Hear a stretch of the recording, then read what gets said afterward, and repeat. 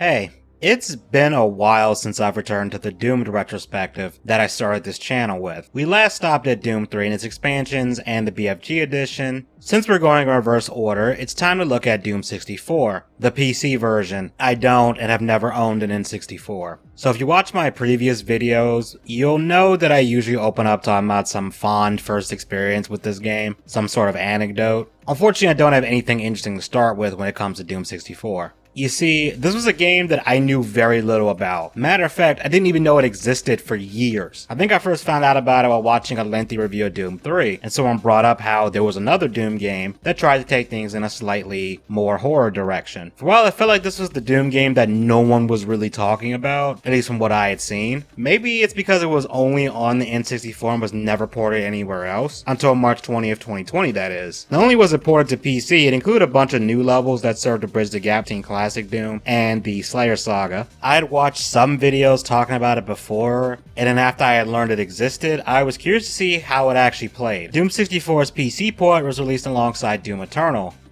and my hype for Doom Eternal overshadowed Doom 64. But I did sit down and play it, and I remember enjoying it, but I only played through it once and I didn't come back to it again. Today I'm gonna find out why, so let's get into it.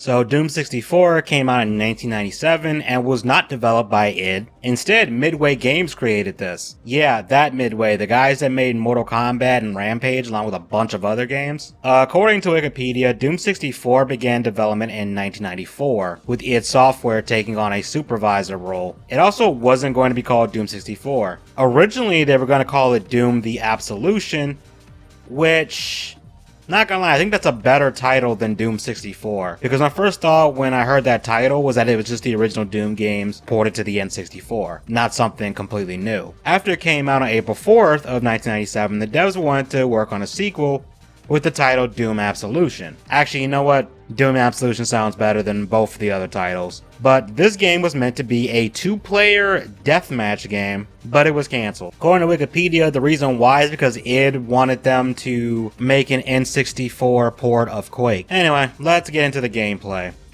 Sorry to interrupt the video for a second, but I need to talk to you about something. So, in addition to running a YouTube channel, I'm also an author with 3 books out at the time of making this, and it would really mean a lot if you guys check them out on Amazon. Currently, I have the Renegade series, which has 2 books in it with a 3rd one in the works.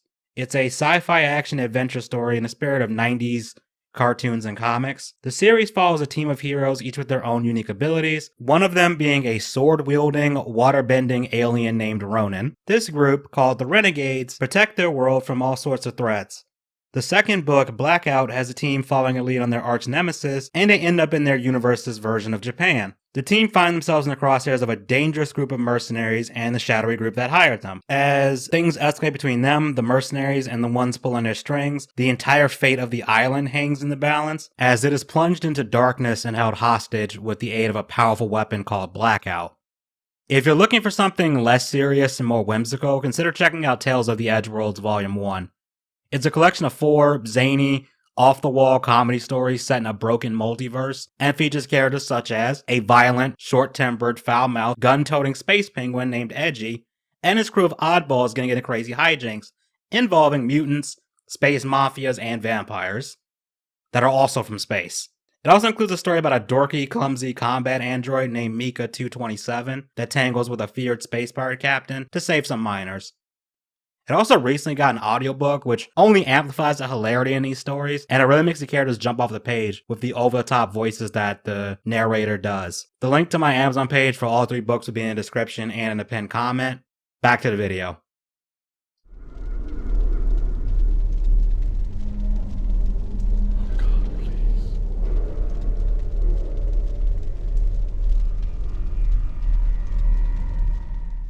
So I'm going to start with talking about the main game first and then the added levels made for the PC port. I'll have timestamps for each part of the game if you want to jump around. Also, for clarification, I am playing on I Own Doom difficulty, which is the second hardest in the game. I did not make it a goal to 100% each level, nor my pistol starting every level, but I did make it a point to hunt down all the demon keys. More on that later. The main game is comprised of 32 levels, with maps 29 through 32 being secret levels. If you play Classic Doom, this game will feel real familiar to you in terms of gameplay.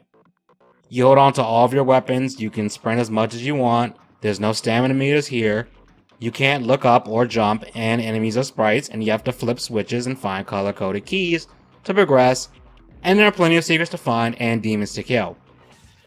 However, as I said earlier, this ain't just Doom on an N64.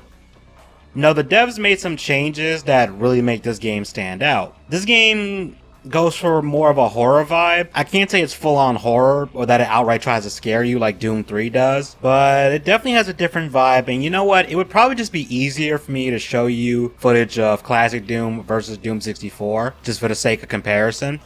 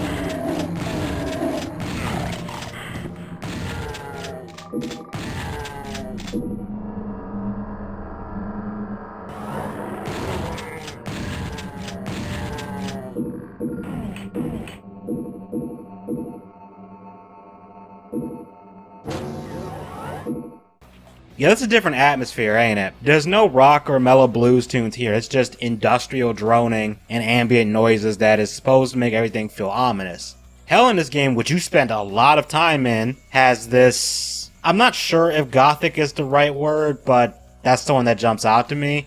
So I'm gonna say it has the gothic aesthetic. Y'all can call me an idiot in the comments if I'm wrong about that. The tone change isn't just limited to the environments or the music. Everything has been redone from the ground up here. A lot of the demons have less cartoony designs and veer into something a little more menacing, but they're still recognizable, for the most part. Some of these redesigns I really like, and there's others that I think look kinda silly, like the Caco demon in this game. He looks more generic than the classic one, and somehow giving him arms makes him look even sillier than the original. I don't know why, it just does. He doesn't work for me, man. The Pain Elemental looks completely different, and this type can spawn 2 Lost Souls at a time, so they're extra painful to deal with. Fun. Yeah, Lost Souls are just as annoying as they are in every Doom game. I've always hated them since day one. For some reason, they added a variation to the imp called the Nightmare Imp. It is the same as the normal one, but with bluer skin, and it throws purple fireballs that are faster. But they do the same amount of damage as the standard imp. According to the wiki, they also have the same amount of health. So I'm not really sure what the thought process was there. The tone shift, when you think about it, is really odd, because originally the game's story manual mentions only Doom 1 taking place in this continuity, and that Doom 2 didn't happen. But since the PC release, it's been retconned, and the store page on Steam outright says Doom 2 happened, and you are the same Marine. And the reason why we know this is because it says, get my epic trailer voice on, "Years have passed since you stopped Hell's invasion of Earth, quarantined for humanity's safety. The UAC facilities on Mars were abandoned and forgotten. Until now."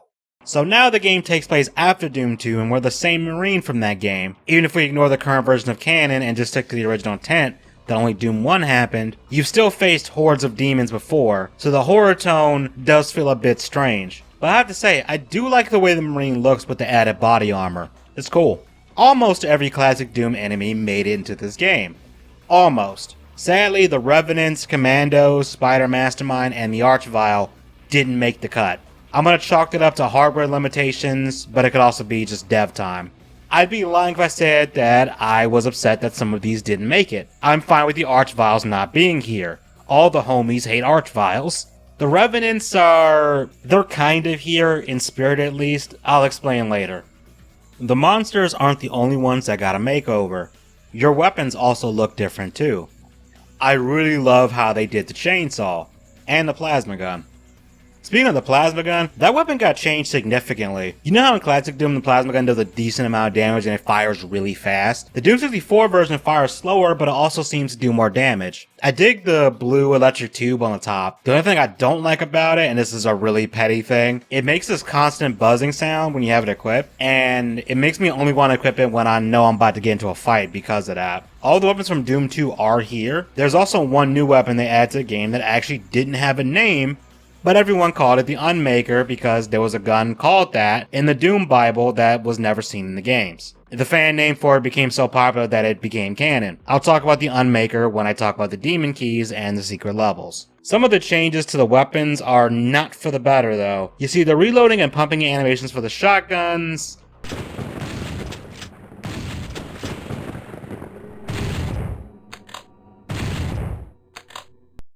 Well, they look like that. Holy Jesus. What is that? What the fuck is that? Doesn't ruin the game or anything. I believe that was a sacrifice to the hardware limitations at the time. And to be honest, I'd rather lose 2 animations I wouldn't be paying attention to in the middle of battle over something more significant. I'll take it. But going back to the atmosphere, this game plays up something that the older Doom games sorta did, but I don't think they highlighted it as much. The environment is also your enemy. There are traps all over the place, and sometimes the game will just do weird shit to catch you off guard. Here's an infamous example of that.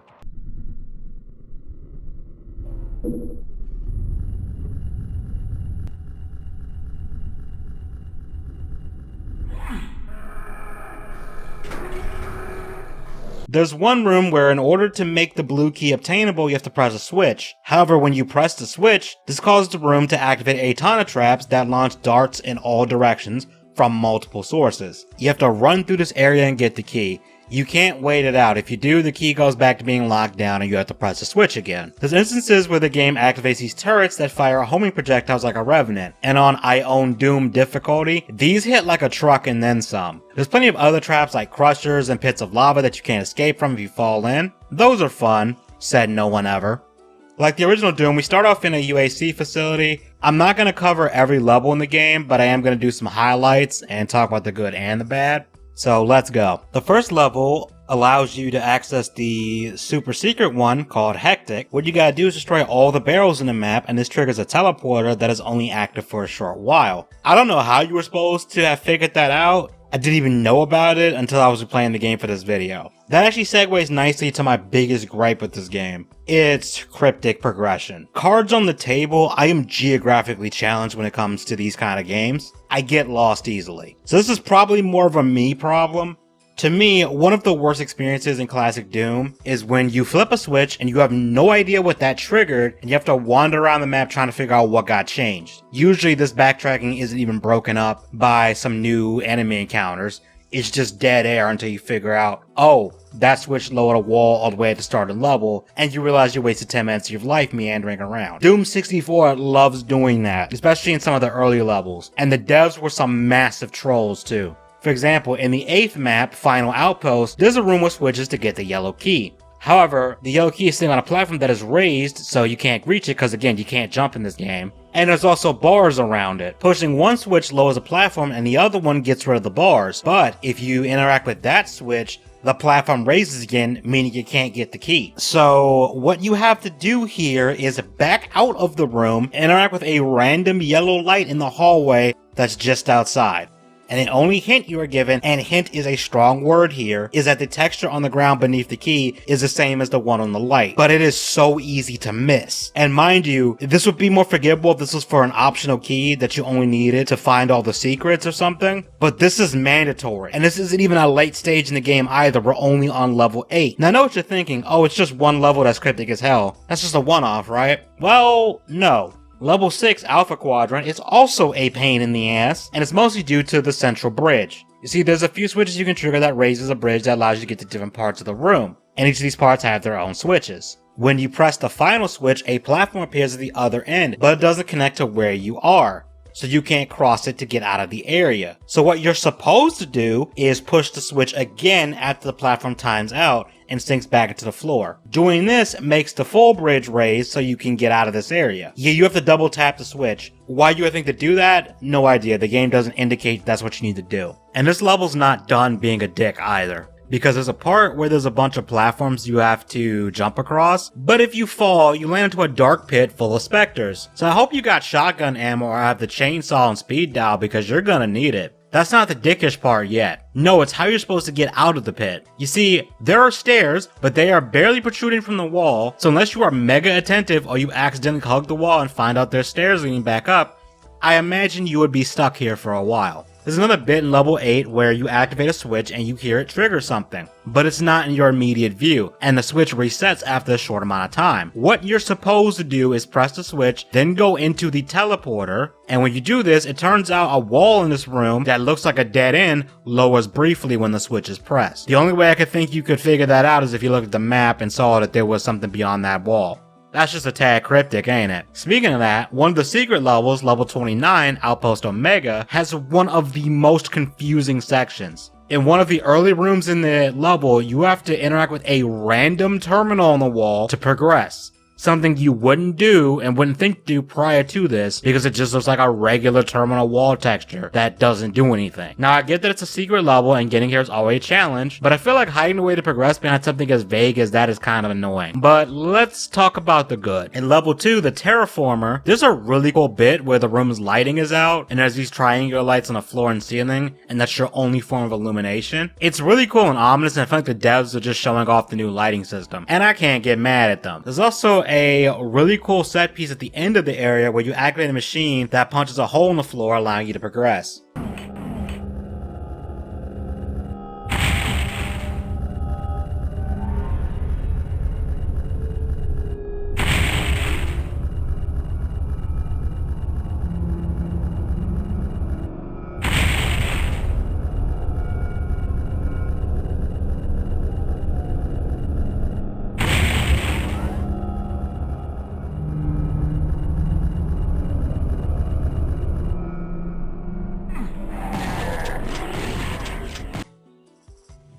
I will say the UAC facilities do a lot of interesting things with the lighting, usually a lot of blues, reds, and yellows, and they have this industrial vibe to them. The droning and creepy sound effects, though, they can get a little grating if you're stuck in a level for too long. But unfortunately, there's one other negative thing I do gotta point out, though, and it's level 4, the holding area. Whoever designed this level, I think, had some homicidal tendencies, because it's a hallway that's red but it flashes white. I'm usually not sensitive to flashing colors, and I've never had a seizure, and hopefully I never have that problem in the future. But this level gives me a headache, so I can imagine someone who's more sensitive than me is going to get sick. It does stop doing that after a certain point in the level, but it is hard on the eyes, and in fact, it's so hard on the eyes, I'm not even gonna risk showing it, because A, I don't want to get another headache recording footage of it, and also doing all the editing, and B, I prefer not to give you guys headaches or something worse. Just take my word for it. But you aren't wandering through UAC bases for long though, because after map 8, you're in hell proper, with the first level being even simpler, which is a homage to Dead Simple from Doom 2. Like in Dead Simple,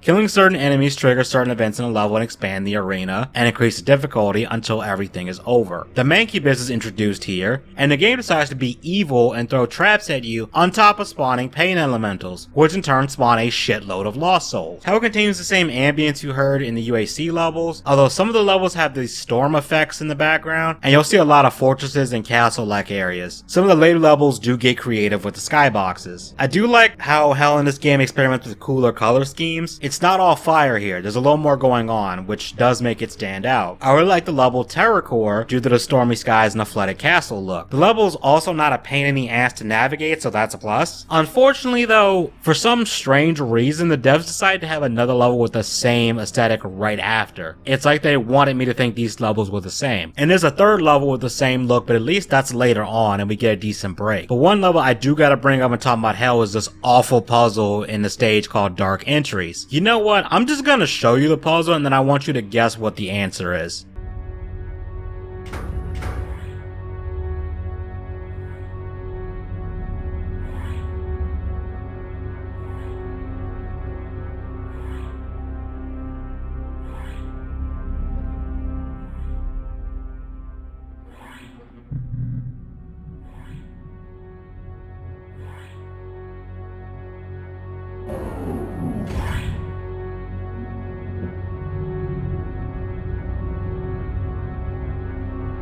Have you figured it out? You might think it's pressing the switch that corresponds to where the soul sphere was last before the area closed. That seems logical, right? Wrong! Nope, you're wrong. Turns out you need to push the button that corresponds to where the sphere spawned first. Did I forget to mention that this is mandatory to get the blue key? Yeah, it is. The rest of the level is also a little confusing, and the main room is a massive hazard due to the revenant turrets that activate whenever you return to that room. And as far as I know, you can't destroy them. Dark Citadel is another level I'd highlight mostly due to the trap room to get the blue key, and the cool area right before the level exit. I also really like Spiral. It's a simple level. The central piece is a spiraling staircase that's full of enemies. You gotta fight your way up the staircase and then activate switches and enter teleporters to get around ultimately to the red key in the center that you need to exit the level. I like its simplicity compared to some of the other complex levels before it. Burnt Offerings has a pretty cool bit that triggers when you grab the red key.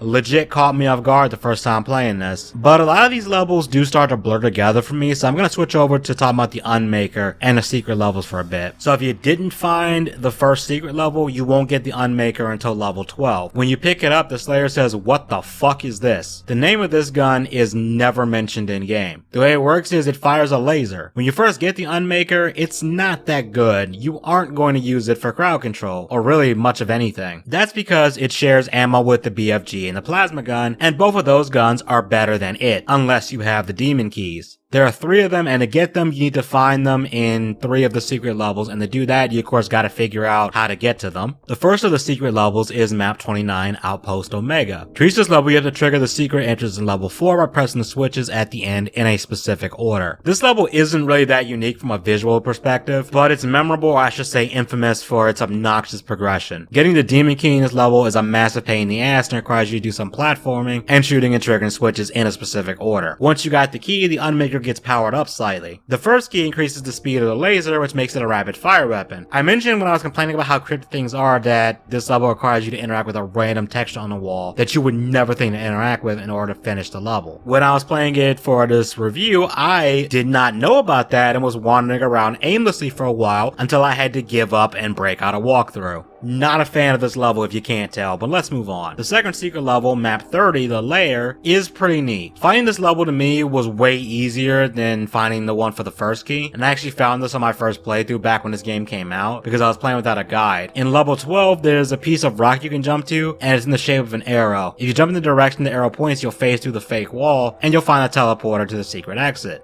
This is a pretty small level, and it's less cryptic to me than Outpost Omega. It has the same aesthetic as some of the earlier Hell levels, and has you navigating a Hell keep with several courtyards. To get the key, you have to shoot a switch from across the room and then turn around and shoot the switch that appears through the window next to you. Hitting that switch lowers the platform so you can reach the second key. Grabbing this one adds a second laser to the Unmaker, and it slightly spreads out so you can hit more than one target at once. But it does cost you twice the ammo every time you shoot it. This is where I'd say the Unmaker becomes a power weapon in and of itself, but hold on because we can make it even better.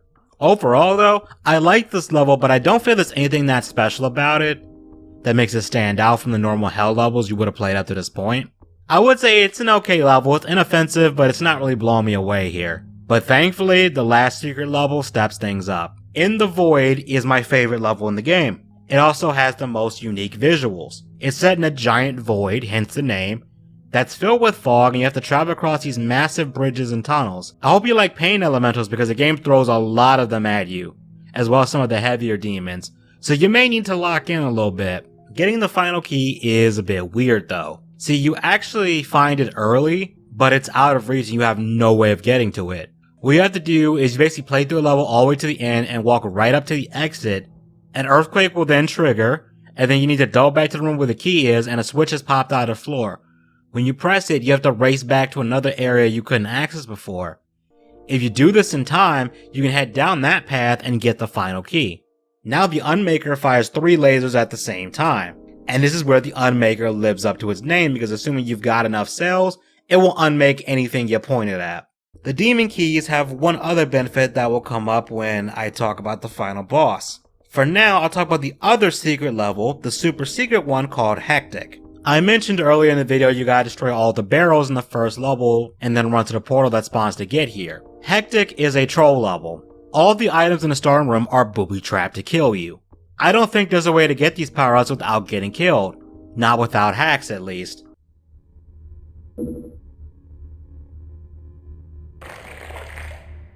This level has an exit already open for you. If you take that exit, you won't unlock the features menu for the game, which lets you access the fun levels. That's literally what they're called, they're just called fun levels.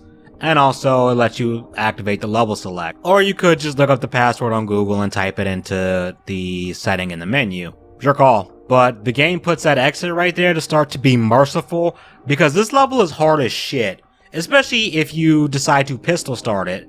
Because the minute you pick up the red key, you're teleported into a room full of arachnotrons, and there's a rocket launcher, and because of the confined spaces, if you use it, you're likely to kill yourself. Getting the blue key is also a headache, because when you grab it, the exit to the area is locked and a bunch of Hell Knights spawn in, and the floor becomes lava. If you fall in, you die, and there's no hope of escaping. The yellow key has booby traps with darts flying out whenever you step on a platform. You can bum rush and strafe around to try and get out of there, but you're probably gonna take damage doing that. Or you can be patient and time your movements with the raising and lowering platforms. Hectic, well, it's hectic. That name is certainly fitting. Overall, I would say the secret levels are neat. I do like how the first three I mentioned actually reward you for playing them, assuming you take the extra step to get the keys. But let's talk about the final level and the final boss, because those keys have another function. Once you've gotten all of them, make sure you save scum or don't die, because if you die and restart the level, you lose all the keys, which does suck. When you get to the final level, the true purpose of the keys is revealed, because it makes the final and only boss in this game significantly easier in two ways. First of all, and the most obvious one, is the Unmaker becomes stupid broken. But the second one requires me to explain how this level works. You see, there are 3 gates in the room and demons will spawn out of them. But if you have the keys, you can seal each gate and this will lower the amount of demons that spawn into the room. Once all the demons are dead, the final boss appears, the Mother Demon.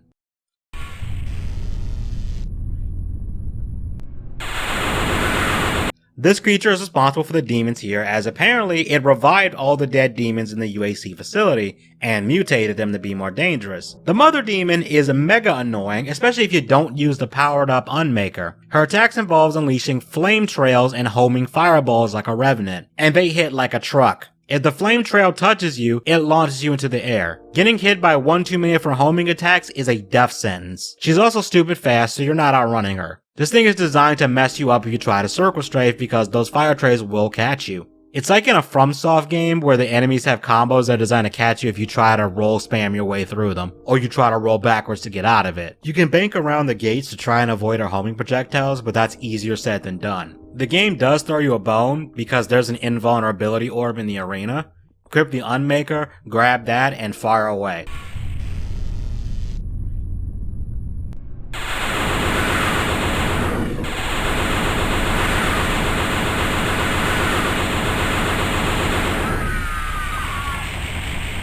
That usually works on her and it kills her quickly. But if you come into this fight with most or none of the demon keys, you're gonna have to fight through a gauntlet of demons, which is gonna drain all of your ammo, and then the Mother Demon is just gonna be an absolute nightmare for you. And for shits and giggles, I tried that.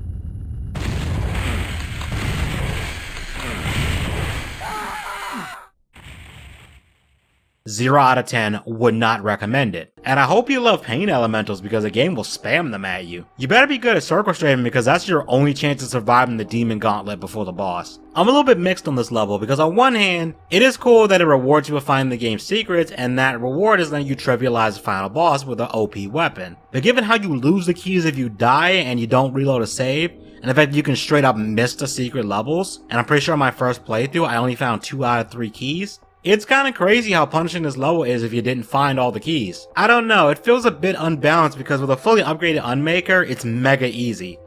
But without that, it's hell. After you defeat the Mother Demon, the Doom Marine decides that he doesn't want to go home. He's gonna stay in hell and fight the demons to prevent any future invasions. Pretty badass ending, to be honest. So how do I feel about the main game? It's alright. I like the change in aesthetic, and the Unmaker is a fun new weapon.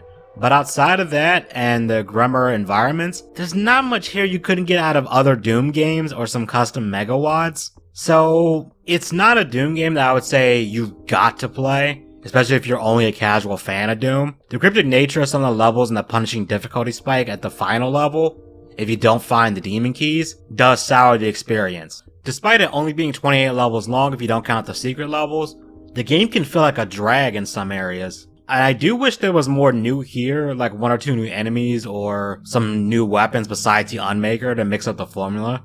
But after the first level in Hell, you've mostly seen all the enemies, with the only exception being the Cyber Demon, which appears so late in the game I forgot they were here. But anyway, we ain't done yet because there's the Lost levels that got added to the re-release. These are 5 bonus levels in a mini campaign that they have made specifically for the PC version, so let's see how they fare.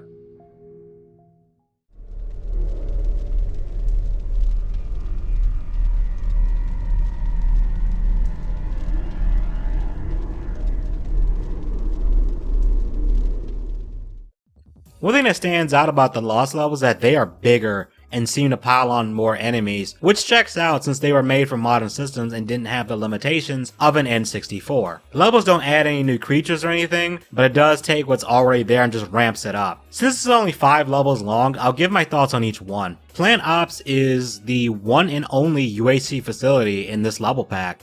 And it sets the tone for the other levels because it's big and elaborate, but I never got lost. I'm sure you're asking, how are we back at the UAC when we were just in hell a few minutes ago? Well, it turns out the Mother Demon has a sister, and she's really not happy with us crossing the border and invading hell, and she deported us back to Mars. We're just gonna have to fight back into hell and kill her now. This level loves having enemies take potshots at you from rooms you can't reach yet, and it enjoys teleporters and having enemies spawn in the room after you've picked up a key item, or spawn in a room you've already cleared after you've triggered something. There's also rivers of radiation that you can dodge by walking on the sides of them, and it might just be me, but I noticed I was running out of ammo for weapons more than I did in the base game. The level does not overstay its welcome, and I would say it's a step up in difficulty from the base game, but it's not overly punishing to the player. This ain't gonna kick your ass like Final Doom or something, but I did get killed a few times, mostly because of running out of ammo for the gun I needed for that scenario. But on to the second level. Yeah, we're already back in hell, and this stage does ramp up the difficulty because pain elementals show up. Yeah, we're 2 levels in, they're already tossing in the pain elementals. The red sky and the fact that we still have in a pool of blood definitely give this level an ominous vibe. One thing that stood out to me is that this level will punish you if you try to run through it, because if you run too far ahead in certain sections, you'll trigger other arena encounters and you'll have more enemies thrown at you than you can probably handle. They also really love putting Hell Knights in tight corridors, making it a nightmare to dodge their projectiles.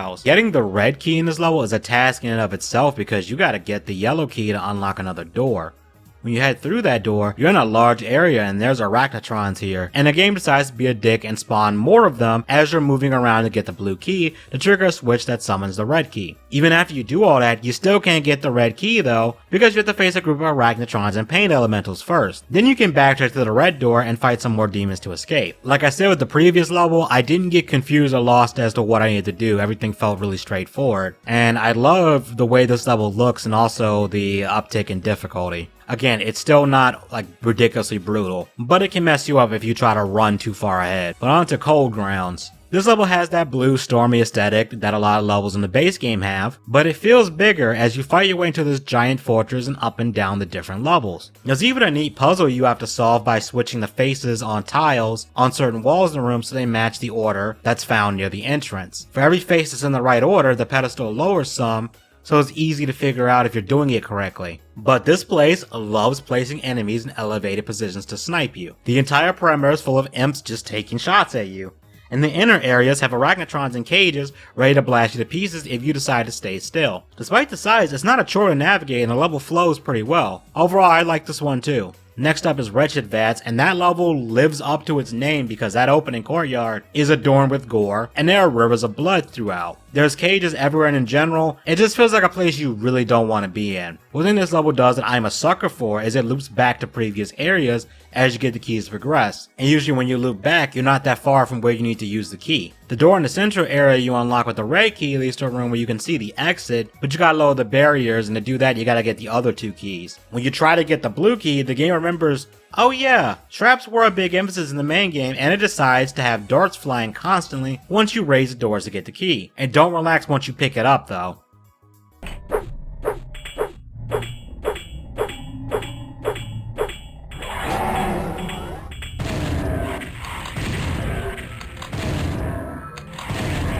Yeah, that was a little evil, wasn't it? Just a tad. But the next level, Thy Glory, has a brutal opening. You immediately start off in a room full of columns with 3 arachnotrons in a room and a bunch of imps on levels above. This place has some strong visuals here, as there's many sections where you have to walk across pools of blood with bright red lighting illuminating the edges of the path while the sky is on fire. This level also loves to bring back the Revenant turrets, and it does it without much warning either. It shocked the hell out of me when playing through this the first time for this video. Beyond that, it's pretty straightforward, though I did get turned around a little bit here, but not to the same extent as the main game. But on to the last level. So here we are at the end of the road at Final Judgment. This level pack handles the Mother Demon boss fight much better than the main game. First of all, you get the Unmaker here, and you are inundated with a shitload of ammo and power-ups. And you'll need it because, this level throws everything in the kitchen sink at you, and then some. You got a metric ton of Mancubi and multiple Cyber Demons, Pain Elementals, Nightmare Imps, Barons, and Hell Knights to deal with. Final Judgment is pure carnage from the word go. And I love it. The main objective is to find the 3 demon keys. Each one is heavily guarded and you have to mow down legions of demons to get to them. Don't worry, the game gives you multiple power-ups including invulnerability, mega spheres, and mega armors, so you do have a fighting chance. I would recommend rationing those out because you may want to save one for the end. All of the slaughter I'm showing you right now, it's the main meal, but there's a dessert waiting for us after we use all 3 demon keys.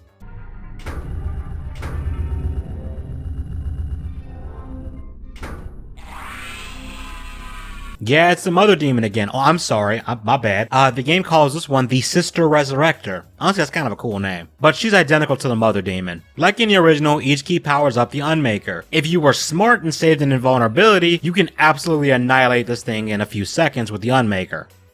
The level itself also makes the Sister Resurrector easier to deal with because there's a lot of cover you can use to evade its homing attacks, unlike the Mother Demon's arena. Overall, I think this is a much better final level, since it doesn't feel like it's borderline unfair if you weren't hunting for the secret keys, or if you died and didn't have an earlier save to reload where you had the keys. Having to search for the demon keys while dealing with a metric ton of demons, it also just feels more satisfying to me. Once you defeat her, Doom Guy goes back to chilling in hell, and by chilling, I mean slaughtering all the demons.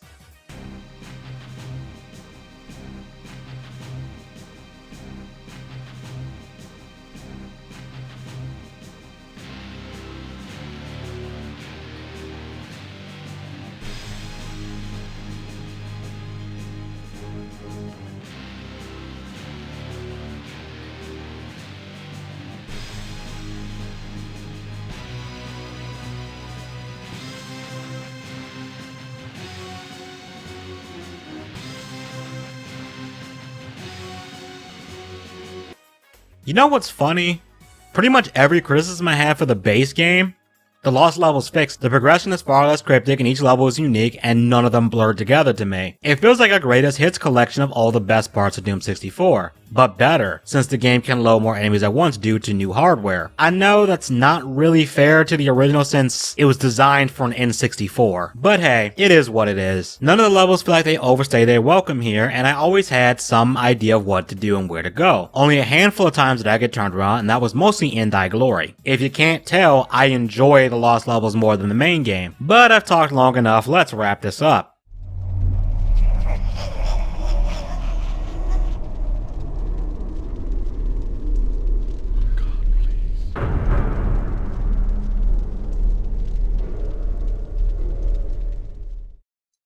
Doom 64 is an interesting game in the Doom franchise. Some people call it underrated, and I think I'm gonna respectfully disagree with that, because based on most of the reviews I could find at the time the game came out, I thought they reviewed it pretty fairly. What I think would be more accurate is that this game is overlooked, because for years I didn't know this existed because it got overshadowed by the other Doom games. I think the title may have also contributed to that, because to me, the name Doom 64 makes me think it's a port of Doom 1 or Doom 2, but on the N64. The game is fun, but I can't say that it's a must play unless you really love Doom and are wanting a new twist on classic Doom.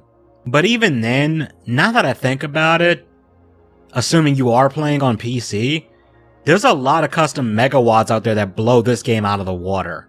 Like Eve Eternity and its sequel, or Sunlust, or most of the megawatts Mount Pain 27 has reviewed on his Demon of Doom series. But also, that's not really fair, because of course a Doom game from the mid to late 90s that was limited to the hardware of an N64 isn't going to hold a candle to some of the frankly mind-boggling stuff people can do in custom megawatts running on whatever source port of their choosing. That's like comparing a modern Ferrari, like whatever the top-of-the-line Ferrari model is, to the first car Ferrari ever made. Of course, a new one is gonna be faster. But if you want something different that is an official Doom title and not a fan megawatt, it ain't half bad. It does lose points for me due to the cryptic progression in some of the levels, but the Lost Levels fixes that issue, so I can definitely recommend that one for sure. I do think the more horror atmosphere and darker art style is neat, and I almost wish the environment being against you was played up a little bit more, but another part of me thinks that it's good that they didn't, given how much of a troll these devs were. But I do wish that there were new enemies, or that we at least got some new weapons, but I do understand that they were working within the limitations of the N64.